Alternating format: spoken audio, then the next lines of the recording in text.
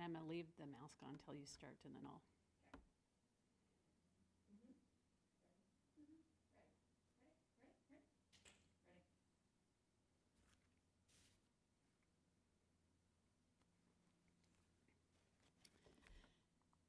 Good morning, everyone.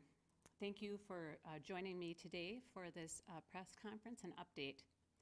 On July 14th, Governor Burgum released the K-12 Smart Restart guidance to assist districts in creating plans to bring students back to school. The guidance was very explicit in saying the plan must be created collaboratively with input from families, staff, and students.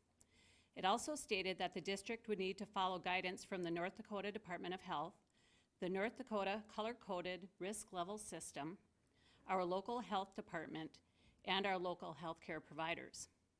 Districts have been given the authority at the local level to make decisions based on what is best for our community regarding the instructional models, which can include face-to-face learning, distance learning, and/or a hybrid model.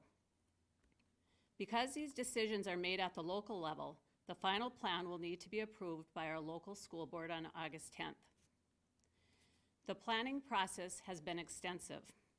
We knew the families needed to know as soon as possible what school would look like in the fall, so we set a short timeline of 2 weeks to complete the work. District administration created a process that included a Return to Learn steering committee, multiple subcommittees, live virtual parent forums, live virtual staff forums, and multiple surveys. More than 40 planning meetings have taken place since July 14th. I would like to thank all who participated in these planning meetings, as it has been a very heavy lift and a great deal of work.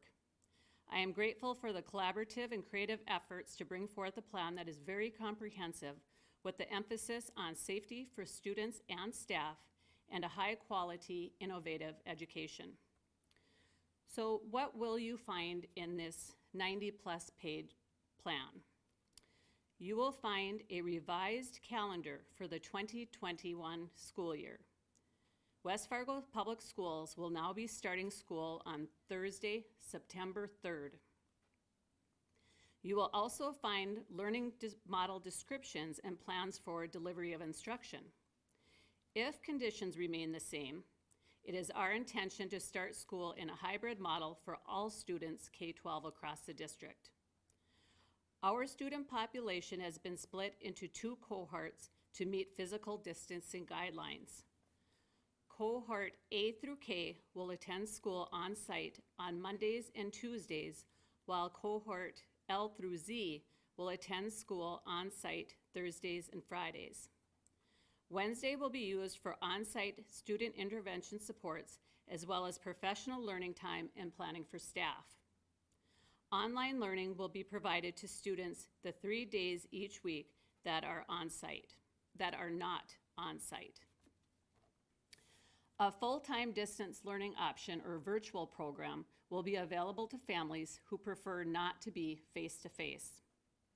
In addition, you will find plans for special education and other special populations, social emotional supports for both students and staff, health and safety guidelines, transportation guidelines, food service, and extracurricular activities.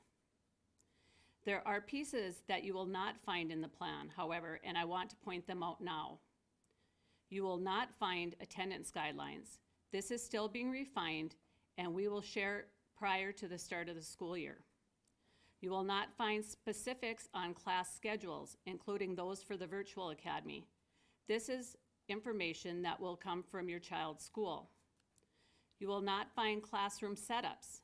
Each teacher will have the autonomy to set up their own room while still abiding by physical distancing protocols.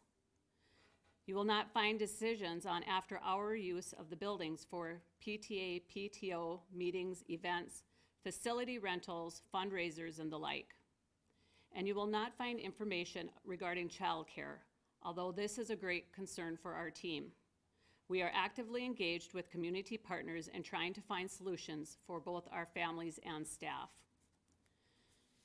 Families, it would be very helpful if you would do the following for us. Please, please make sure that you've completed the online registration process for your child. This is critical as we need those accurate counts in order to make decisions regarding programming for our students.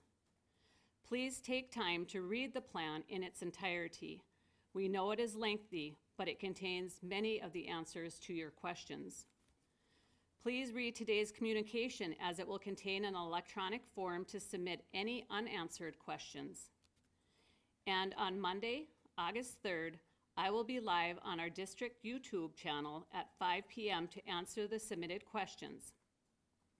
I will also answer the questions that we did not answer at the parent forums this past Tuesday.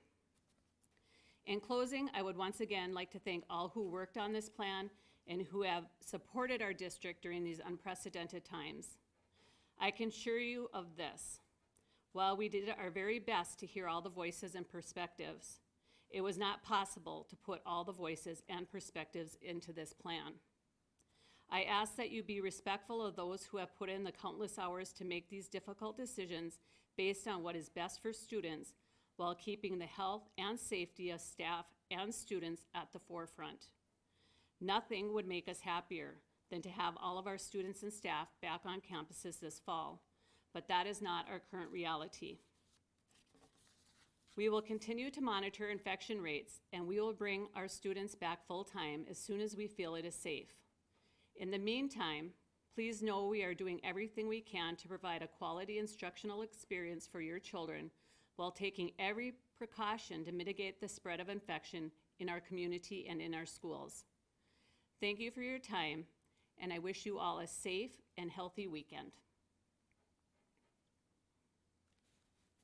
I can take a few questions if anyone has one. Yes? Do you anticipate this being making it a longer school year due to the hybrid model, or are you hoping to finish on time? We are at this time not having any conversations about extending the school year at this time. And then, do you have any idea at this point, just a rough estimate, how many families might opt to go fully virtual or are really hoping to come back? Any kind of guesses? Our surveys have been anonymous to this point, so we really are not sure. What we have learned from other districts or countries that are reopening, that the anonymous is attendance to be a higher, but when it comes to it, it's a little bit lower. So it could be 15% possibly, but we really don't know. 15%. Of our students that possibly will choose to not follow a district program that is on site. Okay. And again, that's just a guess. Any other? Yes? This may just be in the plan here, but just was wondering, when we're talking about, getting the kids to school too, what about the situation for busing? How will that be handled? Information about transportation is also in the plan. We will do our best to provide transportation to those students who live in the range to get transportation. So you're saying you're going to start in the hybrid model as long as things are similar to what they are right now? Correct. And the plan has guidance about how we will make those decisions moving to a more restrictive model in distance learning or bringing more students back on site. That is all in the plan. And the groups, because they're, I believe, A through K, does that mean their last names? Yes. A through K? And we will try to, what we're trying to do is keep families together. Obviously, if two children have different last names and different sides, we'll work with those families to have their children attending school on the same days.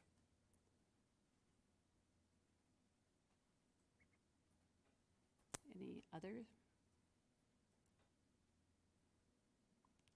Okay. Thank you.